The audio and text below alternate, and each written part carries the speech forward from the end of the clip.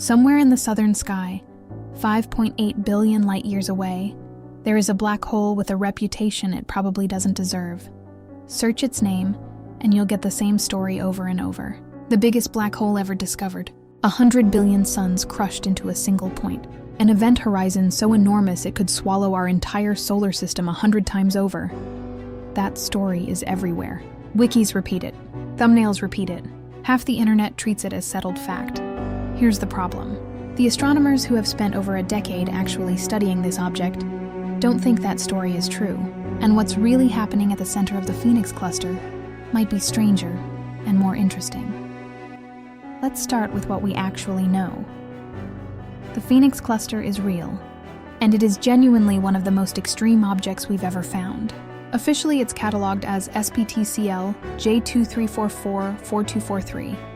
It turned up in 2010, spotted by the South Pole Telescope, an instrument built to scan the sky for faint distortions in the cosmic microwave background, the leftover glow from the Big Bang itself. Massive collections of galaxies bend that glow just slightly as it passes through them. This one bent it harder than almost anything else the survey found. Follow-up observations explained why. The Phoenix cluster holds as many as 1,000 galaxies, bound together by gravity into a structure with a total mass of around 2 quadrillion suns. It's also the single brightest X-ray source of its kind ever recorded, glowing with gas heated to tens of millions of degrees. The light we're seeing left that cluster about 5.8 billion years ago. And because the universe kept expanding the entire time that light was in transit, the cluster's actual distance from us right now is closer to 8.5 billion light-years. We're not just looking far away. We're looking at a place that, at this exact moment, isn't even where the light says it is. At the center of all that hot gas sits one galaxy, so large and so dominant that astronomers gave it a name of its own: Phoenix. This is where things get strange. Hot cluster gas is supposed to behave predictably. It glows, it loses energy, and as it cools, gravity pulls it slowly toward the center. Left alone, that infalling gas would form new stars by the truckload. But clusters are never really left alone, because almost every massive galaxy carries a supermassive black hole at its core, and that black hole works like a thermostat.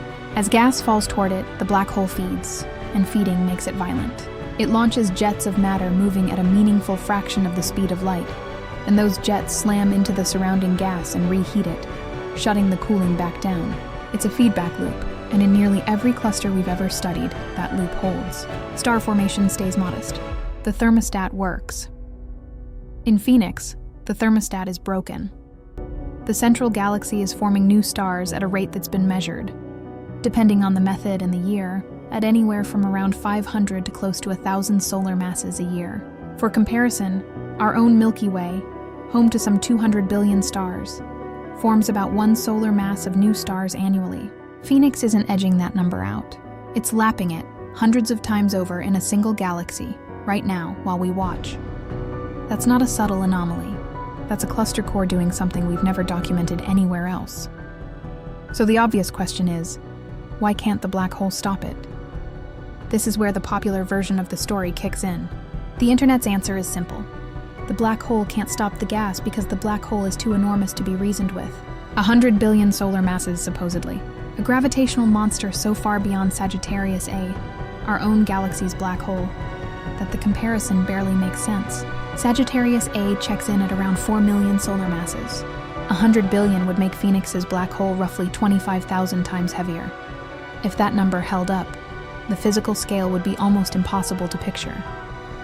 A black hole's event horizon grows in direct proportion to its mass, and 100 billion solar masses works out to an event horizon nearly 4,000 astronomical units across, roughly 100 times the distance between the Sun and Pluto. Light itself, the fastest thing that exists, would need something like 3 weeks to cross from one edge to the other. And here's the detail that never quite lands the way it should. At that scale, the black hole would barely announce itself. Tidal forces at an event horizon actually get gentler as the black hole gets bigger. Cross the boundary of something that size and, in principle, you'd feel nothing at all. No stretching, no warning, no dramatic final moment. You'd simply be on the wrong side of a line you never saw. And the universe you left behind would carry on as if you had never existed. That's the version of Phoenix A that gets the views. Ancient.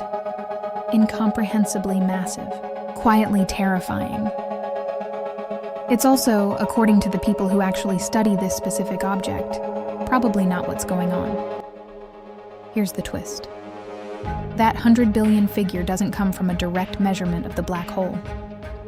Nobody has weighed it by tracking the motion of nearby stars or gas, the way astronomers weighed the black hole at the center of our own galaxy, or the one photographed in the galaxy M87.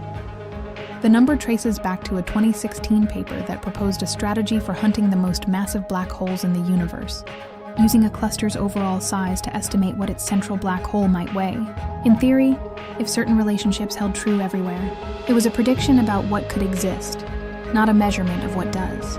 Somewhere in the retelling, that distinction quietly disappeared. The scientists who have actually been watching this exact black hole since 2012, led by MIT astronomer Michael McDonald and using Chandra, Hubble, and the Very Large Array, tell a very different story.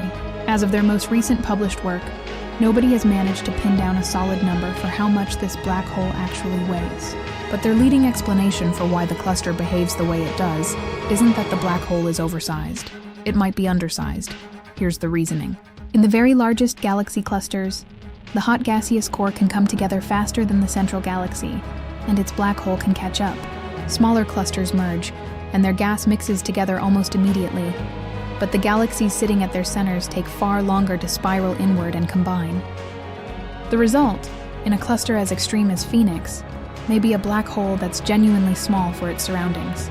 Current estimates put it pulling in only around 60 solar masses a year, a fraction of what a cluster this size would normally demand of its central engine. Now, a smaller black hole pulling in that same trickle of gas is still working close to its own limit, even though the absolute number looks modest. And that's the part that may actually explain the mystery. When a black hole is forced to operate near its limit, more of its output escapes as light, rather than as the physical shove of a jet. Light doesn't carve bubbles into surrounding gas the way a jet does. Under some models, it can even help the gas closest to the black hole cool faster instead of slower. So instead of a monster too powerful to stop, you may be looking at an engine too small for its job, radiating instead of shoving, and quietly losing a fight against its own galaxy's gas. Not every astronomer agrees. A rival explanation holds that Phoenix isn't fundamentally different from other clusters at all, and we've simply caught it mid-cycle, in a short-lived cooling episode that will settle down on its own given time. Either way, the one thing nobody studying this object currently claims with, astronomers announced a black hole in the galaxy NGC 1277, weighing 17 billion solar masses, a genuinely shocking number for a galaxy that small. For a while, it was treated as a record breaker. Then more precise measurements came in. Within a few years, the accepted mass had dropped to somewhere around 5 billion, roughly a third of the original figure. The black hole was still bizarrely oversized for its galaxy. It just wasn't the number everyone had gotten excited about. Massive black holes are hard to weigh, honestly. The bigger and farther away they are, the more indirect the method has to be. And indirect methods come with wide error bars attached. Phoenix's 100 billion figure has never even survived its first round of scrutiny. It was a theoretical ceiling to begin with, not a measurement waiting to be revised. None of this makes the real story boring. If anything, it might make it better. Because there's a genuinely open question in astrophysics that Phoenix sits right in the middle of. Is there a hard limit on how big a black hole can actually get? Several independent research groups have converged on a similar idea. A black hole grows by feeding, but feeding also produces radiation and outflows, and eventually those outflows choke off the very gas supply the black hole needs in order to keep growing. It's self-limiting, in roughly the same way a fire can smother itself by burning through its own oxygen. Run the numbers, and multiple teams land on a rough ceiling somewhere between 50 and 100 billion solar masses. Past that point, under ordinary feeding conditions, growth is expected to stall, everywhere, at every point in cosmic history. If that ceiling turns out to be real, and if the higher-end estimates for objects like Phoenix's black hole, or the quasar TON 618, weighed at somewhere around 66 billion suns by its own uncertain method, hold up under scrutiny, then we may already be looking at black holes sitting close to the largest size the universe's own physics will permit, not an unbounded monster growing forever, an object pressed right up against a wall built by its own appetite. Honestly, that might be a better story than biggest thing ever. The universe might not just contain a record holder. It might contain a speed limit. Whatever Phoenix A's black hole actually weighs, the light carrying that information left before your grandparents were born. Before the pyramids were quarried, before our own species existed in any form at all. Almost 6 billion years of travel, arriving in a telescope tonight.